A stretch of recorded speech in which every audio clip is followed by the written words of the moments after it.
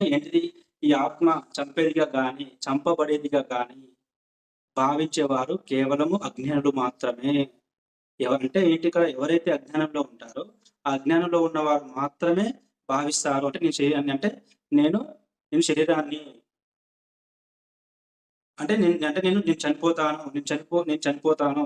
అంటే నేను మరణిస్తాను. అంటే మరణిస్తే ఇంక నేనెప్పుడు అంటే నాకిక మళ్ళీ జననం అనేది లేదు. జీవితం అనేది లేదు.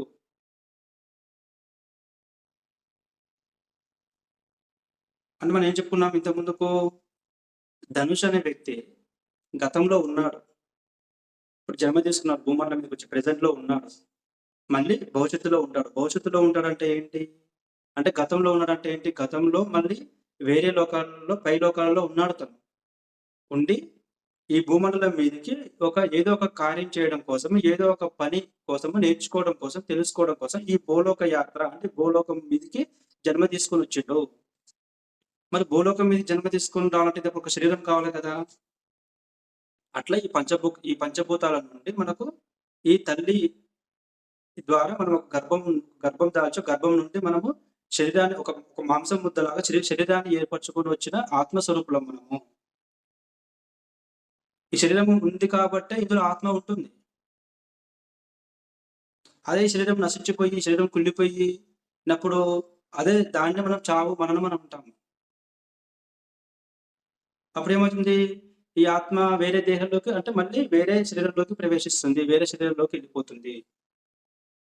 ఓకే. అంటే మళ్ళీ పైలోకాలకెళ్ళిపోయి మళ్ళీ మళ్ళీ తన సమయం వచ్చినప్పుడు మళ్ళీ ఆ సోల్ ఆత్మ అనేది మళ్ళీ భూమండలం మీదకి జన్మ తీసుకొనొస్తుంది శరీరం ద్వారా.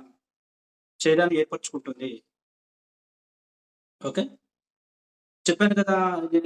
ఈ షర్ట్ ఏసుకున్నాను. ఈ షర్టు మనం మంచిగా ఉండి సపోజ్ మంచిగా ఉంటే దీన్ని ఎంతో చక్కగా కాపాడుకుంటే అన్ని రోజులొస్తుంది మనకు ఈ షర్ట్ అనేది. అవునా కాదా? లేదా ఈ షర్టు మనము మట్టిలో ఆడుకుంటూ, లేదా అది చిప్పేసుకుంటూ, లేదా కాఫీ గాని, టీ గాని తాగుతూ ఉంటే మీద పడిపోతూ, మరకలంటుకుంటూ చేసుకున్నామనుకో ఏమవుతుందప్పుడు? ఇది తొందరగా ఖరాబయిపోతుంది. అవునా కదా?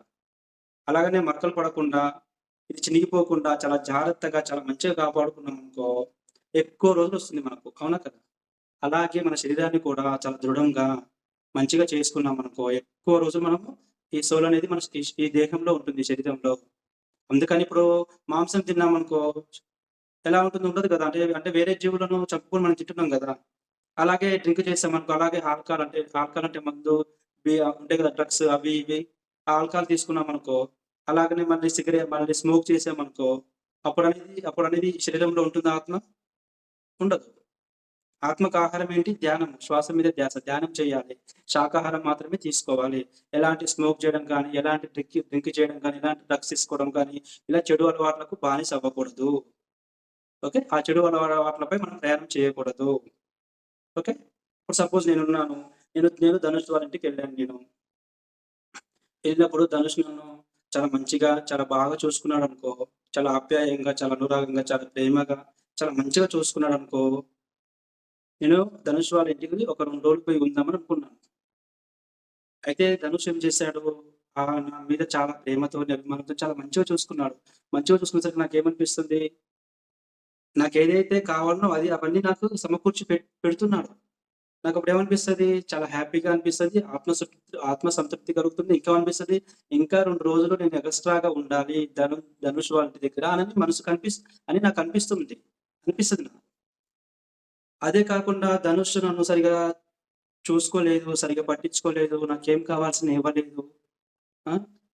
అప్పుడు నేనేం చేశాను, సరిగ్గా చూసుకోకపోయేసరికి, సరిగ్గా పట్టించుకోకపోయేసరికి ఏం చేస్తాను, 2 రోజులు ఉండడానికి వెళ్ళిన వాడిని, ఒక రోజు కూడా ఉండకుండా వచ్చేసాను. ఏమని చెప్తాను, "ధనుష్ నాకు కొంచెం పనుంది ధనుష్. ఇంటికాడ కొంచెం మా వోళ్ళు వెయిట్ చేస్తున్నారు. లేదా మా మిసెస్ వెయిట్ చేస్తుంది. లేదా మా కుటుంబం వాళ్ళు వెయిట్ చేస్తున్నారు. లేదా నాకు అర్జెంట్ వర్క్ ఉంది. ఆఫీస్ వర్క్ ఉంది." ఏదో ఒకటి చెప్పేసి అక్కడి నుంచి బయటికెళ్ళిపోతాను. అవునా కదా? అలాగా. అందుకని ఇక్కడ మనం తెలుసుకోవాల్సినది ఏంటిది? ఇక్కడ మన శరీరాన్ని జాగ్రత్తగా చూసుకోవాలి. మన శరీరాన్ని జాగ్రత్తగా అంటే ఏంటనుకున్నారిక్కడ? ఏంటంటే చెప్పాను కదా! మాంసం తినకూడదు. శాకాహారం మాత్రమే తీసుకోవాలి. జీవులను హింసించి, చంపి తీసుకోకూడదు. అవునా కదా? ఇప్పుడు మనము ఇప్పుడు మనకైతే ఎలాగైతే ఈ భూమి మీదకి జన్మ తీసుకొని మనమైతే ఎలాగొచ్చామో, అవి గూడా అలాగనే వచ్చావి. కాపోతే మనము మానవ రూపంలో ఉన్నాము. అవి పక్షి రూపంలో ఉన్నవి, జంతు రూపంలో ఉన్నవి. ఓకే. మనలాగానే అవి గూడా పక్షి జాతి, జంతు జాతి, వృక్ష జాతి, మానవ జాతి. అంటే ఇక్కడేంటి బలమైనోడు బలహీనుడిని కొట్టినట్టు. ఇప్పుడు నేను బలంగా పెద్దవాడిని, బలంగా ఉన్నాను. ఇప్పుడు ధనుషు బక్క చిక్కినోడు, బలంగా లేడు, బలహీనంగా ఉన్నాడు. నేనేం చేశానప్పుడు ధనుషుని కొట్టడం. ధనుషుని కొట్టేశాను. అలాగే మనం గూడా నోరు లేని జంతువులను మనం బలంగున్నాం కాబట్టి అవి వాటికి మాటలు రావు కాబట్టి అవి బలహీనంగున్నాయి కాబట్టి వాటిని పట్టుకొని, కోసుకొని తింటాం. అయ్యే వాటికి మాటలొస్తే "ఏమిరా ప్రకాష్ నందన నన్నెందుకురా పట్టుకున్నావు? నన్నెందుకురా కోసుకొని తింటున్నావు? నేను గూడా నీలాగానేరా నాకు గూడా హక్కుందిరా" అని అవి అడుగుతాయి, కొట్లాడతాయి. అవునా కదా? ఇప్పుడు ధనుష్‌కు మాటలొచ్చు కాబట్టి నేను ధనుష్ కాడికెళ్ళి కొడుతున్నాననుకో, ధనుష్ ఒకసారి చూస్తాడు, 2 సార్లు చూస్తాడు. చూసి ఏమంటాడు?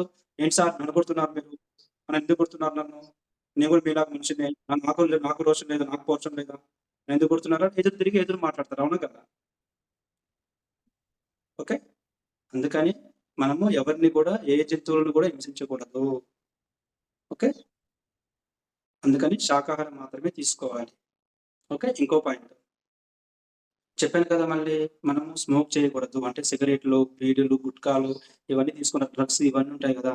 వాటికి మనము వాటి జోలికి వెళ్ళకూడదు. ఒకవేళ మీ పేరెంట్స్ గాని, మీ డ్యాడీ గాని, మీ మమ్మీ గాని ఉన్నారనుకో, సపోజ్ మీ డ్యాడీ ఉంటాడు. "ఏ షాప్ కాడికి పోయి సిగరెట్ తీసుకురా పో" అన్నాడనుకో, చెప్పాలి డ్యాడీకి. "డ్యాడీ నేను తీసుకురాను. అలాంటి పనులు నేను చేయనని" చెప్పాలి. ఓకే. ధైర్యంగా చెప్పాలి. అప్పుడు మీ డ్యాడీ చాలా సంతోషంగా అమ్మా! నా కొడుకు అంటే అప్పుడు మీ డ్యాడీకి అర్థమవుతుంది. నిజంగానే గదా! వాస్తవమే గదా! నేనెందుకు షాప్ కాడికి అది తప్పుడు యొక్క భావన కదా అది. అది మంచి పని కాదు కదా! అని వాళ్ళకు ఆలోచన వస్తుంది. అప్పుడు వాళ్ళు గర్వంగా ఫీల్ అయితారు. అమ్మ! నా కొడుకు చాలా మంచివాడు, బుద్ధిమంతుడు, చాలా ఎదుగుతున్నాడని గర్వంగా ఫీల్ అవుతారు. మన పిల్లలకి మనం షాప్ కాడికి పంపిస్తుంటాం.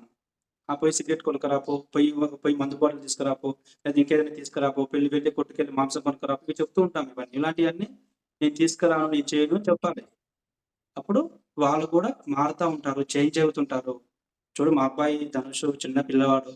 ఎంత ఎంత జ్ఞానంగా ఉన్నాడు. నాకే జ్ఞానం లేదు. నేనే తప్పుడు భావనలోకెళ్ళిపోతున్నాను అని వాళ్ళప్పుడు మీ వైపు మొగ్గు చూపి, అప్పుడు వాళ్ళు కూడా ఒక సరైన దారిలో, సరైన మార్గంలో చూసి నేర్చుకుంటారు.